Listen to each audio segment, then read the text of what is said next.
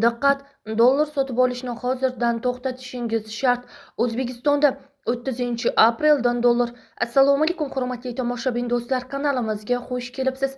O'zbekistonda hamda jahonda sodir bo'layotgan eng tezkor va dolzarb mavzularni o'tkazib yubormaslik uchun kanalimizga obuna bo'lib, videoroliklarimiz davomida bor yo'g'i bir donadan like hamda podpisatsiya tugmachalarini bosib qoldirishni unutmang.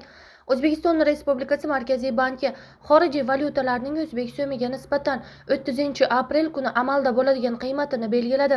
Unga ko'ra, Rossiya rubli 62 so'mga tushdi va 159,64 so'mni tashkil etdi. Xitoy yuani 7,35 so'mga pasaydi va 1752,13 so'm etib belgilandi. Yevro kursi 57,63 so'mga pasaydi va 14.008,11 so'm etib belgilandi.